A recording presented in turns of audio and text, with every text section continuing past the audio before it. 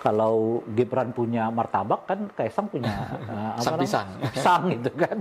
Dari keluarga PDI yang dikaryakan di PSI gitu. Agak belok-belok dikit iya, ya. eksperimen dong, nggak ada pakai tegak-tegak lurus. Pindah sini, pindah sana. Iya, namanya anak muda. Pakai logika aja.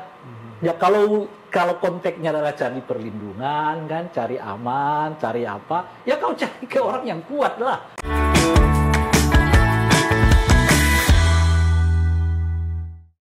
Selamat datang di Election Talks Behind the Stage bersama saya Romida Mercury. Kita akan membahas mengenai Presiden Joko Widodo. Banyak yang bertanya, kira-kira positioning dari Joko Widodo di 2024 akan berlabuh kemana?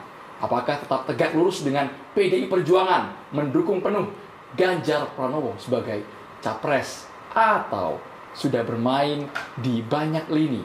Karena banyak juga isu yang beredar, Jokowi juga sepertinya melirik baca pres lain, yakni Prabowo Subianto. Untuk membahas lebih lengkap, saya sudah bersama dengan pengamat politik Bang Ray Rangkuti. Bang Ray Rangkuti, sehat Bang? Sehat sejauh ini. Mantap Bang Ray Rangkuti. Dengan kopiahnya kan ciri khasnya kan, Bang Ray Rangkuti ini kan. Biasa kita ketemu hanya di Zoom ya Bang? Di Zoom. Sekarang ketemu langsung sama Bang Ray Rangkuti. Bang Ray, sekarang Rakernas keempat PDIP sedang diselenggarakan. Kita masih nunggu nih Bang, kira-kira ada gongnya apa nih yang akan diucapkan, baik itu dari Ketua Umum Megawati Soekarno Putri, dari Joko Widodo juga. Tapi yang kemarin ada yang menarik Bang. Presiden Joko Widodo mengatakan dalam Rakernas tersebut menyebut Ganjar capres Ganjar. Nanti kalau sudah dilantik, optimis banget ya. Kalau sudah dilantik harus langsung kerja, fokus pada kedaulatan pangan. Dari sinyal mungkin apa yang bisa Abang baca? Saya kira Pak Jokowi tetap dalam posisi melakukan politik keseimbangan. Oke. Itu sudah saya sebutkan sekitar 3-4 bulan yang lalu melihat fenomena ini gitu. Nah, politik keseimbangan itu artinya beliau ingin agar dua pasangan ini lolos di putaran kedua, yaitu Ganjar maupun Pak Prabowo. Jadi kalau ada yang kelihatan agak turun dia naikkan, kalau ada yang kelihatan berlebihan dia tekanlah. Caranya gimana Bang? Cara peran Jokowi menaikkan ya, kedua sosok seperti yang kita lihat kemarin-kemarin. Kalau kelihatan Prabowo agak stagnan, ya dia cobalah membuat sesuatu yang asosiasi orang Pak Jokowi itu dengan Pak Prabowo gitu kan, termasuk nah salah satunya kan misalnya memuji ini ya macam-macam. Nanti 2024 masanya Pak Prabowo kan pernah beliau membicarakan itu untuk mengatakan seolah-olah 2024 itu nanti giliran Pak Prabowo yang jadi presiden, kira-kira gitu. Berarti itu bukan naluriah spontan tapi emang ada semacam saya kira pola. Itu udah polanya Pak Jokowi ya, yang saya sebut sebagai pola terus-menerus melakukan politik keseimbangan gitu. Nah, karena Pak Prabowo lumayan sudah bagus elektabilitasnya sekarang gitu kan. Sebelumnya kan ketinggalan sama Pak Ganjar itu. Yang ada dua faktor sih mengapa Pak Prabowo itu bisa meloncati Ganjar sekarang gitu. Faktor pertama tentu karena kebijakan soal menolak Piala Dunia usia 20 kan, itu anjlok tuh. Ganjar sekitar 7% dia hilang gitu. Tapi yang kedua ada saat di mana Pak Prabowo nempel terus nih dengan Pak Jokowi yang menaikkan elektabilitas Pak Prabowo yang sekarang ya sudah agak berbeda dengan Pak Ganjar kan, sekitar 2-3% selisihnya antara Pak Ganjar dengan Pak Prabowo. Abang kok kesannya menegaskan bahwa Presiden Jokowi ini kesannya main dua kaki, Bang. Iya, ini bentar lagi loh Bang, sekitar 19 Oktober pendaftaran Bang. Saya tidak menyebutkan ini main dua kaki karena yang saya mau katakan ini politik keseimbangan. Kenapa politik keseimbangan itu dimainkan oleh Pak Jokowi? Guna untuk memastikan dua orang ini lolos ke putaran kedua. Sebab dengan 3 pasangan capres ini agak sulit sebetulnya untuk pilpresnya dilakukan dalam satu putaran. Ini seimbangnya konsisten Bang, kan kadang Bandung itu ada berat sebelah ke kiri atau ke kanan gitu. Ya. Abang ngelihatnya gimana nih Bang? Iya kan 2 bulan terakhir ini kan relatif Pak Ganjar tuh di bawah Pak Prabowo kan. Nah oleh karena itulah mungkin Pak Jokowi sekarang mulai beralih lagi untuk memperkuat posisi Pak Ganjar dengan fenomena-fenomena yang Anda sebutkan itu tadi. Sebab pernyataan-pernyataan itu tadi kan pernyataan yang saya sudah sebutkan tadi itu juga pernah diungkapkan oleh Pak Jokowi ke Prabowo, yang beliau nanti 2024 gilirannya Pak Prabowo. Pak Prabowo kan langsung berdiri hormat begini nih, dalam satu acara gitu ya. Nah sekarang beliau buat pernyataan yang kurang lebih sama sebetulnya maksud dan tujuannya gitu ya. Itu pernyataan itu tadi misalnya kalau sudah dilantik langsung kerja ya kan, calon presiden Ganjar Pranowo gitu. kalimat-kalimat yang kurang lebih sama seperti yang diungkapkan oleh beliau kepada Pak Prabowo sebelumnya. Gitu. Jadi hadirnya Joko Widodo ke Rakernas PDIP betul-betul membuat kita berpikir nggak ada jarak nih antara figur dan juga parpol. Iya, nggak ada jarak. Memang menurut saya Pak Jokowi pada tingkat tertentu nggak pernah membuat jarak kan. Cuma ketika ia berat sekali diasosiasikan kepada Pak Prabowo, orang menganggap ada jarak dengan PDI Perjuangan gitu loh. Padahal seperti yang saya sebutkan ini politik bandul aja gitu. Nah, cuman orang ketika Pak Prabowo kelihatan agak berat Pak Jokowi kelihatan ke Pak Prabowo, orang anggap ada persoalan dengan PDI Perjuangan gitu. Padahal menurut saya enggak. Pada waktunya nanti dia seperti bandul lah. Pada waktunya akan kembali ke posisi semula. Nah, ini menurut saya dari Rakernas kembali itu bandulnya mulai lagi berubah. Bukan lagi ke Pak Prabowo, tapi Pak Jokowi ke Pak Ganjar gitu. Dan akan begitu terus sampai putaran pertama selesai, itu yang saya katakan. Nanti baru di putaran kedua, intensitas ke siapa kecenderungan Pak Jokowi itu akan lebih jelas kelihatan. Kalau sekarang ya begini terus nih Pak Jokowi gitu. Apakah ia akan ke Pak Prabowo, apakah beliau akan ke Ganjar Pranowo gitu. Nanti itu di putaran kedua. Nah, kenapa Pak Prabowo menjaga ini? Karena ada 3 pasangan. Dalam 3 pasangan itu hampir bisa dipastikan ya nggak mungkin akan ada orang yang menonjol. Nah, oleh karena itu selamatkan 2 dulu, tinggalkan 1 kan. Dalam hal ini yang diselamatkan Ganjar sama Pak Prabowo kan, untuk kemudian ditinggalkan Anies Baswedan. Nanti di putaran kedua baru akan kelihatan sikap politik dari Pak Ganjar dari Pak Jokowi yang sesungguhnya gitu. Okay. Kalau sekarang saya kira begini terus gitu. Nah, cuman itu tadi karena kelihatan Pak Prabowo sekarang relatif sudah agak lebih tinggi dibandingkan Ganjar dan itu bertahan di sekitar 2 bulan ini gitu ya. Nah, Pak Jokowi sekarang mulai bandulnya berubah lagi ke Pak Ganjar gitu kan.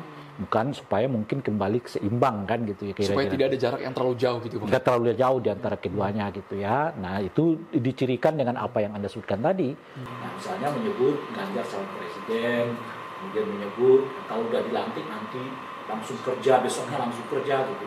Tapi ada satu lagi nih indikasi yang kuat sebenarnya gitu. Apa itu? Melibatkan lebih dari setengah anggota kabinet di dalam Rakernas itu. Karena Anda kan ketika kita dari mana kita tahu itu kan Ibu Mega baca kan satu-satu yang hadir itu siapa aja disebut satu persatu yang hadir lembaga negara yang menteri-menterinya ketua juga lembaga negara oke lah karena itu kan bisa saja sebuah lembaga independen yang tidak berhubungan dengan presiden gitu.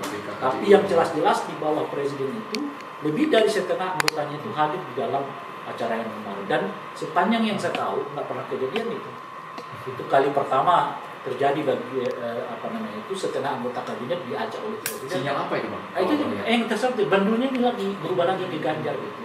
Nah, sekarang supaya tidak ada perbedaan angka yang cukup tinggi antara Pak Prabowo dengan Pak Ganjar ini gitu. Nah, sekarang beliau ke ke Ganjar Pranowo sekarang gitu. Jadi ini 3 ciri yang kita sebutkan tadi kelihatan Pak Jokowi sekarang mengubah haluan lagi. Dari yang sebelumnya kelihatan dekat dengan Pak Prabowo, sekarang mulai berubah dengan Ganjar gitu. Cuman kalau saya lacak, ini sinyal itu sebetulnya udah kebaca waktu beliau pidato tanggal 16 Agustus. Gitu. Dan saya juga mengatakan itu ada kesan saya Pak Jokowi sekarang mulai berubah haluan lagi nih, berubah bandul gitu ya. Waktu itu kan Pak Jokowi mengatakan poster saya banyak dipasang di mana-mana ya. Saya disebut Pak Lurah macam-macam gitu kan. Jadi saya membaca itu secara tidak langsung mengatakan bahwa cukuplah foto dan gambar saya yang dipasangkan dengan calon presiden tertentu itu dibuat di mana-mana gitu. Nah, makanya saya pun mengatakan ini kesan saya akan ada bandul yang berubah nih. Nah, ternyata terbukti Bang di Rakernas itu dan pada saat yang bersamaan pertemuan Pak Jokowi dengan Pak Prabowo juga intensitasnya berkurang. Dibedakan dengan sebelum Agustus itu, intensitas pertemuan Pak Jokowi dengan Pak Prabowo itu tinggi sekali kan? Oh, jangan-jangan ada peringatan Bang sebagai kader partai kan? Soalnya kan kemarin Ganjar nyebut Pak Jokowi adalah kader terbaik PDIP. Oh iya tentu, karena puja-puji kayak begitu biasalah terjadi di dalam sebuah acara yang seperti itu. Nah, saya kira enggak ada yang memperingatkan. Lagi-lagi seperti yang saya sebutkan itu, ini lebih karena pikiran Pak Jokowi sendiri, langkah-langkah yang dia mau ambil. Di mana ia ingin 2 pasangan ini jangan sampai perbedaan elektabilitasnya terlalu jauh gitu, karena mereka bagaimanapun harus masuk ke putaran kedua gitu ya. Nanti di putaran kedua seperti yang saya sebutkan, kecenderungan politik Pak Jokowi itu akan jauh lebih transparan, lebih masuk ke dalam, dan akan kelihatan siapa sih sebenarnya yang akan didukung oleh Pak Jokowi, apakah Ganjar ataupun apakah Prabowo.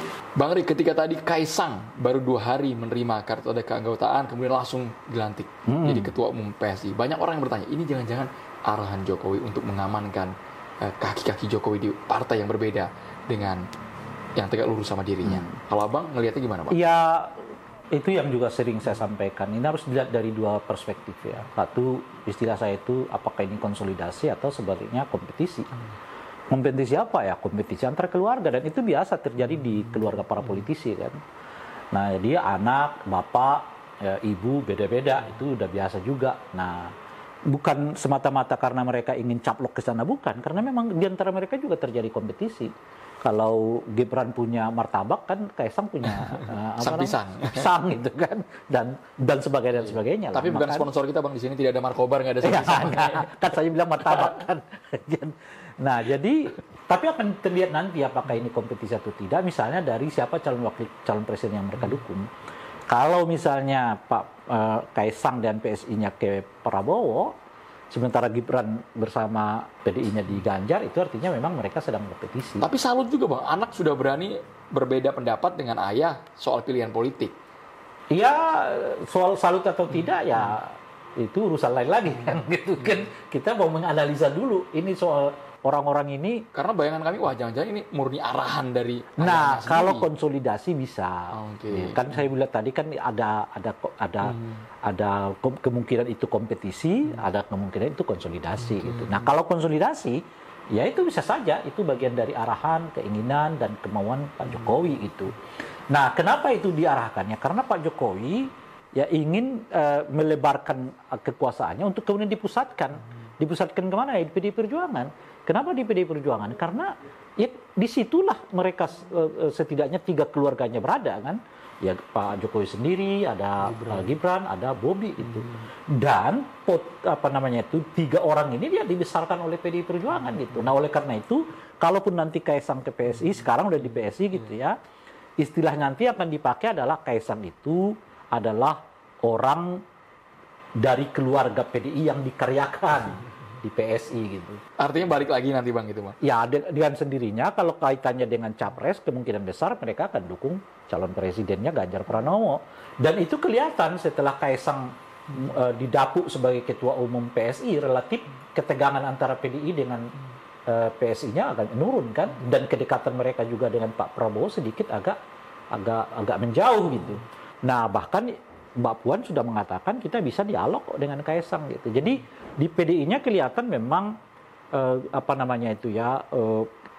kejauhan psikologik selama ini lebih karena belum ketemu orang yang membuat jangkar di mereka gitu loh. Tapi sampai sekarang PSI bilang kami masih menjomblo dan masih bersabar. Belum menentukan sikap apakah ke PDIP atau ke Gerindra, Bang, ya. Kan dari dulu mereka mengatakan kami tegak lurus sama dengan Pak Jokowi, karena Pak Jokowi juga masih, kalau kembali ke cerita pertama, bandul lagi, masih Bang, pakai bandulan nih gitu loh. Tapi pada ujungnya nanti kan mereka harus tetap memilih juga gitu. Nah, oleh karena itu ya kita bisa paham, makanya saya mengatakan kalau PSI-nya nanti ke Ganjar itu, ya itu besar kemungkinan adalah itulah arahan Pak Jokowi, dan Kaisang di PSI itu adalah bagian dari konsolidasi politik yang saya sebutkan itu. Kalau sebaliknya, Bang, peta politiknya gimana jadinya itu, Bang? Sederhana aja sih. Iya, itu lebih karena menurut saya kompetisi itu tadi, dan Anda nggak bisa ngapa-ngapain. Tapi apakah Pak Jokowi akan juga ke Prabowo? Saya kira enggak. Kecuali Prabowo ngangkat anaknya Gibran sebagai wakil presiden, itu lain cerita lagi kan. Heboh lagi gitu. Tapi kalau Prabowo punya wakil yang lain di luar Gibran gitu, ya menurut saya Pak Jokowi artinya tidak sedang bersama dengan Pak Prabowo. Nah, sederhana aja sih saya mengatakan, kenapa saya katakan begitu tuh. Misalnya kalau orang kan selama ini nganggap ya seperti yang disebutkan tadi, PS ini semacam jangkarnya Pak Jokowi gitu, untuk jadi alat pengaman dia macam-macam lah nanti setelah nggak berkuasa gitu ya. Ya, bagi saya sih cara lihatnya sederhana aja, pakai akal sehat aja. Kalau kau mau cari jangkar, mau cari pelindung, kau berlindung di bawah apa namanya itu kekuatan besar apa kekuatan kecil gitu loh, Bang. PSI masuk yang masih ya ini ya Bang ya. Belum lolos parliamentary threshold aja belum tentu. Ya, belum tentu loh ya. Kalaupun dia lolos nggak mungkin yang ke-10. Pasti ya mungkin kemungkinan besarnya 45% kan. Kalau 45% ngapain di DPR itu? Gitu. Sementara saat yang bersamaan wibawa Pak Jokowi itu lebih dari setengah wibawa dia udah hilang tuh kalau udah nggak berkuasa. Gitu. Dan terus menghilang seturut dengan waktu kan. Jadi kalau tahun pertama 50% hilang, tahun kedua setelah nggak berkuasa itu tinggal 40%-nya, seterusnya gitu. Lalu temanmu cuma partai kecil dan kau berhadapan-hadapan dengan partai besar. Pakai logika aja. Ya kalau konteksnya adalah cari perlindungan kan, cari aman, cari apa, ya kau cari ke orang yang kuat lah. Jadi ngawur ya. Kalau ada yang bilang Pak Jokowi meninggalkan legacy nanti kalau sudah di PSI menitipkan Kaisang. Gini loh. Nah ini yang saya coba. Nah apakah PDI akan tanda kutip lah membiarkan Pak Jokowi kalau sekiranya pun ya beliau katakanlah selama tidak bergabung katakannya tidak menyatakan berbeda dengan PDI. Apakah PDI akan membiarkan Pak Jokowi tanda kutip diobok-obok? Ya jelas tidak. Asal Pak Jokowi tidak menyatakan dia berbeda dengan PDI. Itu loh. Selama ia menganggap dirinya adalah bagian dari PDI Perjuangan, dia tentu PDI tidak akan membiarkannya untuk tanda kutip itu diobok-obok. Dan tidak akan membiarkan semua pencapaian-pencapaian Pak Jokowi itu diobok-obok. Kenapa? Karena hasil pencapaian Pak Jokowi dengan sendirinya adalah hasil PDI Perjuangan.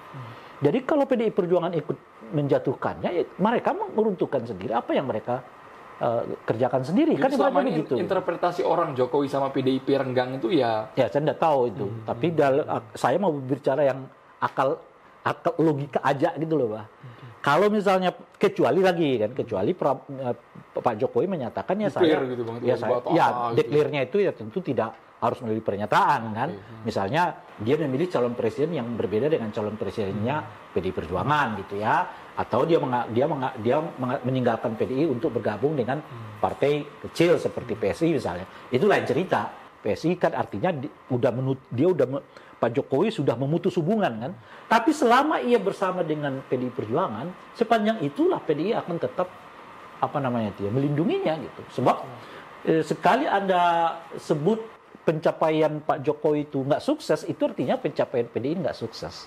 Karena PDI dengan Pak Jokowi itu ya satu badan kan. Tapi soal pencapaian gitu. Bang, Abang ingat nggak waktu ketika Sekjen PDIP Bang Hasto Kristianto mengkritik program pemerintah food estate. Ya orang-orang mungkin mengarahnya ke Prabowo Subianto, tapi kan itu memang program dari presiden langsung kan. Ya kan kesulitan kita itu selalu menganggap bahwa kalau orang itu sama dengan di blok pemerintah, semua kebijakan pemerintah itu saya iakan gitu. Itu juga cara berpikir yang keliru. Sama seperti kalau saya di oposisi, semua tindakan presiden itu salah. Itu juga keliru gitu loh saya. Nggak begitu lagi dong cara berpikir demokrasi itu kan. Kalau presiden bertindak benar, ya kita dukung. Tapi kalau presiden bertindak nggak tepat, ya kita ingatkan gitu loh. Itu juga bagian dari kekuasaan. Cuman Anda nggak akan sampai kepada derajat mendelegitimasi presidennya gitu loh, Pak. Hanya mengingatkan, kita salah jalan Pak Presiden. Tapi tidak akan mengatakan saya akan buat hak angket untuk macam-macam.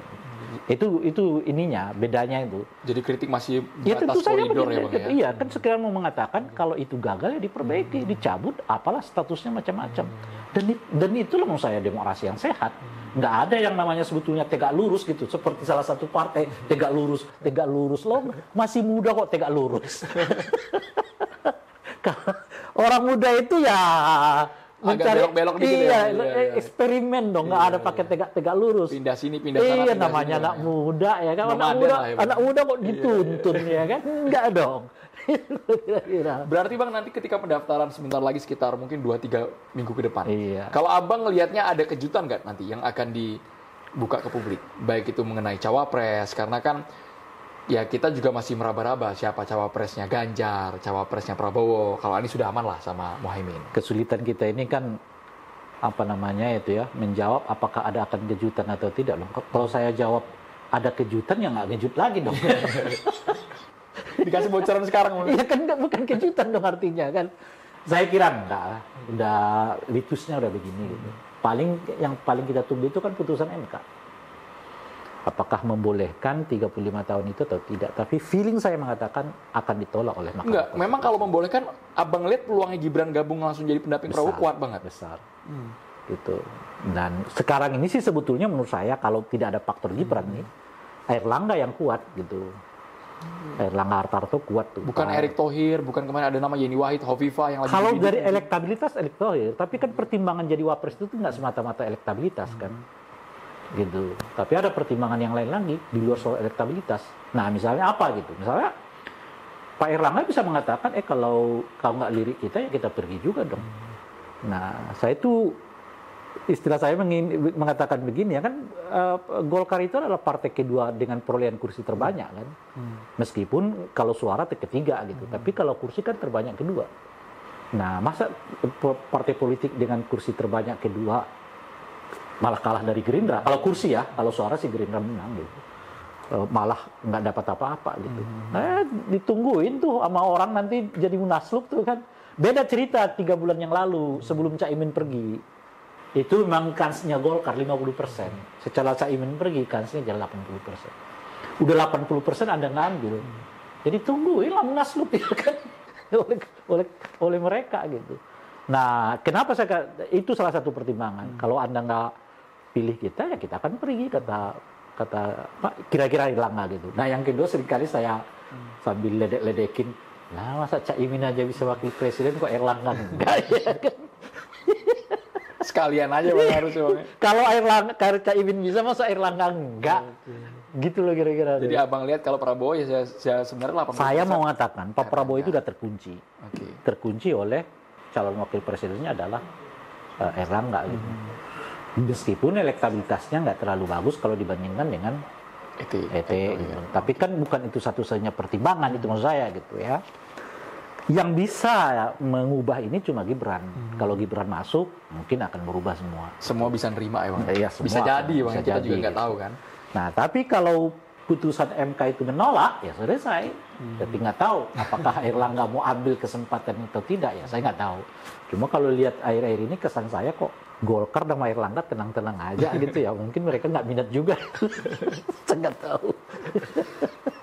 Gitu. Hanya beliau dan Tuhan yang tahu. Ya itu dia, saya nggak tahu. Kalau Ganjar Bang, kalau Ganjar kira-kira Ganjar ini lebih luas, kemana, Bang? lebih luas ya menurut saya. Ya dia sih sebetulnya bisa ke mana-mana ya. Gitu.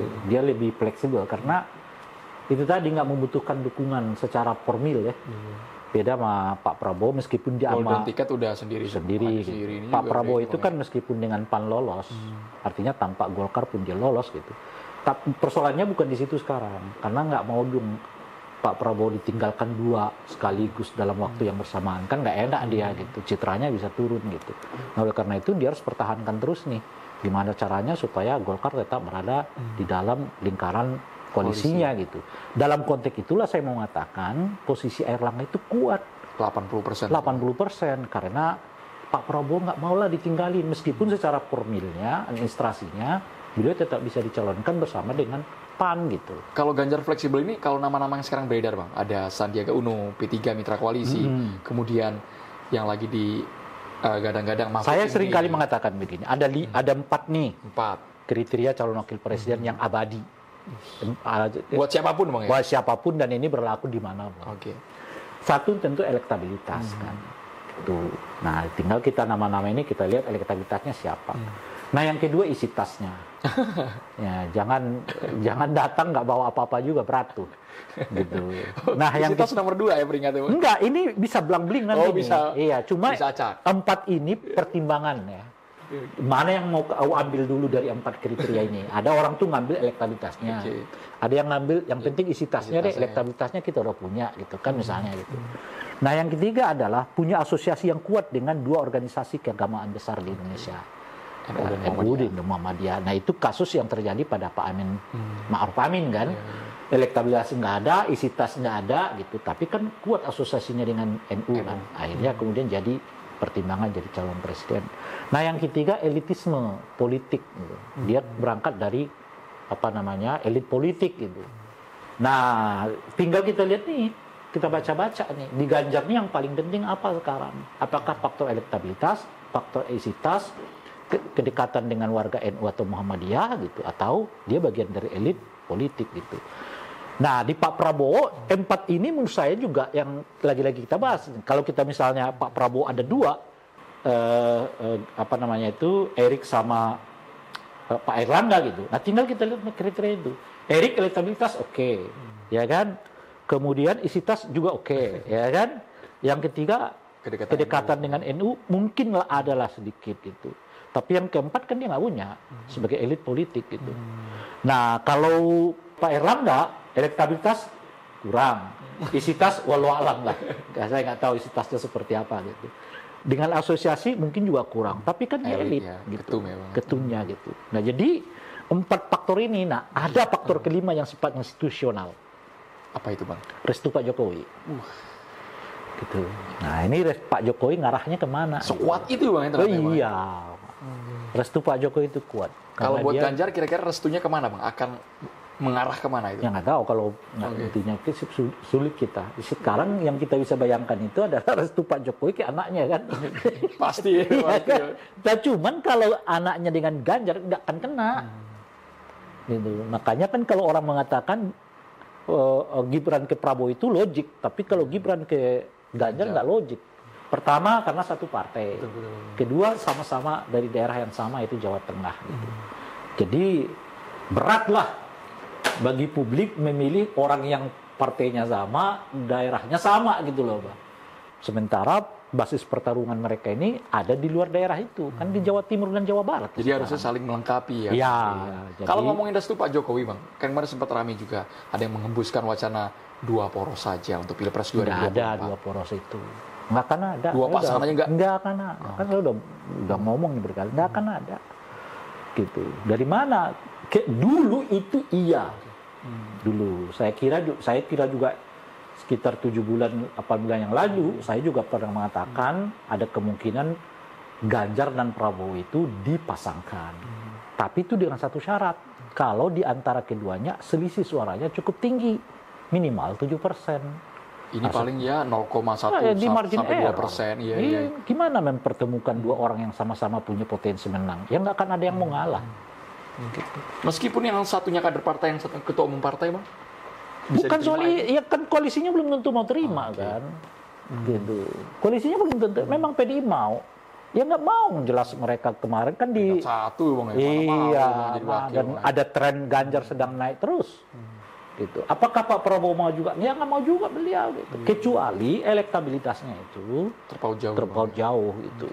Nah, kalau terpaut jauh minimal 7%, ya itu akan kelihatan siapa calon presidennya, siapa wakil presidennya gitu. Tapi dengan perbedaan mereka di margin error, siapa yang mau gitu? Ya tarung aja gitu loh. Dan saya kira ya dengan kondisi yang kayak begitu pun, itu yang kita sebut tadi, Pak Jokowi juga nggak menginginkan adanya 2 poros itu. Jadi lebih baik 3 poros, dua-duanya aman. Masuk putaran kedua. Masuk putaran kedua. Disitulah mereka tarung, dan disitulah nanti akan kelihatan Pak Jokowi ini mau kemana sih sebenarnya. Itu penentuannya, Bang. Di situ penentuannya. Kalau sekarang masih gini, bandul-bandulan. Bandul terus mengarah baik itu ke kiri dan juga ke kanan, Bang Ray Rangkuti. Ini juga masih menjadi misteri. Siapa yang akan menjadi pendamping dari Ganjar Pranowo maupun juga Prabowo Subianto. Kita tunggu bersama. Siap, Bang Ray Rangkuti. Tinggal 2 minggu lagi. Tinggal 2 minggu lagi, Bang Ray Rangkuti. Bang Ray, tapi saya minta, Bang, sedikit, Bang. Saya minta tanggapan Abang sekilas ketika saya menyebutkan nama ini. Jawaban spontan dari Abang apa ya, Bang? Aku kan bukan caleg, bukan capres. Aman, makanya lebih enak, Bang. Lebih lepas kan ngomongnya. Ketika saya menyebutkan nama-nama ini, Bang. Ya. Apa ya? Prabowo Subianto. Ya, masa 4 kali calon presiden. Ganjar Pranowo. Rambut putih kan? Oke. Fakta itu. Fakta. Anies Baswedan. Apa ya? Mau ask the audience, mau pono friend, Bang? Atau 50-50? Yang Abang terbesit apa soal Anies? Aku agak jarang mikir dia soalnya. Kenapa? Itu. Apa, Bang? Anies ini mikirnya alot banget ini kayaknya. Alot saya ini ya kalau Anies. Mikir apa ya? Gitu. Iya. 5. Aku lewat dah kalau Anies. 3, 2, 1 lewat skip. aku. Oh dia. Satu lagi, Presiden Joko Widodo. Kuat di infrastruktur, lemah di demokrasi. Wah, luar biasa. Bang Ray Rangkuti, thank you banget sudah hadir di Sekolah Politik dan Komunikasi Indonesia. Subscribe channel kami, kemudian kami tunggu komentar Anda seperti apa. Election Talk Behind the Stage bersama dengan pengamat politik Ray Rangkuti. Thank you banget Bang Ray Rangkuti. Makasih. Jadi PR buat Bang Ray tadi jawab soal Anies Baswedan. Kayak butuh berhari-hari untuk menerjemahkan narasi soal Anies Baswedan. Thank you banget, saya Andro Mercury. Terima kasih. Sampai jumpa.